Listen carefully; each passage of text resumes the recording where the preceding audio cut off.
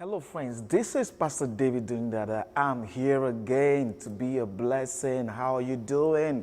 I want to welcome you to Edify. On this wonderful edition, I just want to share with you on what I titled Making the Best of the Moment. Making the Best of the Moment. I want to let you know something. Never you allow the situation of today to tie your hands or block your eyes from what you can do right now in such a way that it can make your future a relevant one. You see, quite a number of us, we've received promises from God, we've received dreams from God, we have ideas, and we know of surety that God is taking us to a promised land, but because things are not working the way we want it to work right now, we feel so demoralized, we don't feel like doing anything.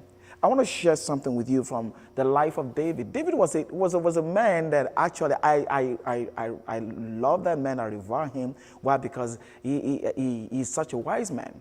You know, David, when he was a little boy, the Bible said he was busy taking care of his father's sheep.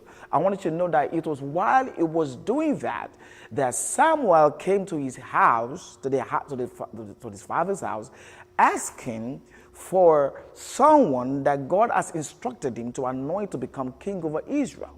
Though David was not there, but the Bible says that nobody sat down until David came from the field. You need to understand that God respects men that are busy with the moment, not just sitting down and daydreaming and getting bored and feeling like God is not doing anything. No, there is something that you need to begin to get done that will prepare you for where you're going to. Now, I want us to look at 1 Samuel chapter 25, verse 7 to 8. I want us to look at something very, very crucial there about the lifestyle of David. I'm going to read something here. It's about a rich man called Nabal. Nabal was a man that has so many cattle and he has shepherds under him that took care of the cattle and stuff like that. And then it was a season where they actually share cattle, as gift. It was a festive period. Now look at what David said. David sent his men to him. He said, "Now I hear that it is sheep shearing time. When your shepherd were with us, we did not mistreat them, and the whole time they were at Carmel, nothing of theirs was missing." Now, check this out. In verse 8, it said, "Ask your servants, they will tell you. Therefore, be favorable toward my man, since we have come to festive time. Please give your servant and your son whatever you can find." What am I trying to say? David created job for himself. You see, Nabal never employed David. But David and his men created a job. They looked for a way for themselves to be relevant in that season by keeping the sheep of Nabal, number one, and protecting the shepherds of Nabal, to the point that there was nothing missing and these shepherds were not attacked. I wanted to know something, that one of the dangers of shepherding in those days was the danger of being maltreated by strong men, by warriors, warlords. Maybe they could just be going to battle and they could just see some shepherd. They can attack them and take whatever they have. But David and his men, because they were mighty men, they surrounded these guys and protected them, knowing that its time will come when they can also make demands. Are you getting what I'm trying to say? So they made themselves relevant by creating a job for themselves. What am I trying to bring out of this? I wanted to know that David had been anointed to become king already, but he was not king yet. David already had been anointed by Samuel to become king over Israel, but David was still fleeing from, his adversary Saul, King Saul.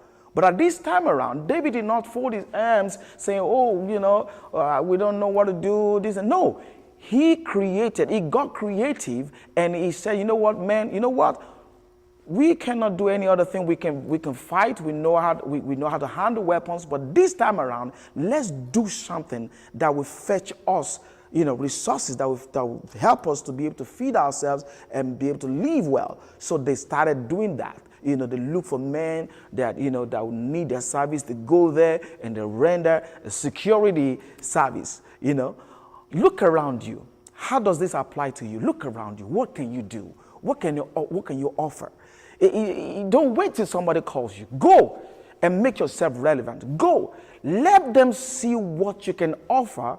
And then, before you know it, when you say, you know, I'm just passing by, I just said I should just help you guys, and you do it, by the time you're going, they will realize how important you are to them, and they'll call you, and you don't know, maybe from there, God's going to connect you with bigger doors. You just can never tell. So I just want to encourage you today. You know, I don't know I don't want to take your time, but I just want to say this to conclude. Nabal decided to maltreat David. You know, he said, who is this boy? Who is this boy called David? There's so many men, so many guys are breaking away from their masters these days. And he said, no, I'm not going to give him anything. David was offended, and he decided to take his guys and say, you know what, we're going to show these guys.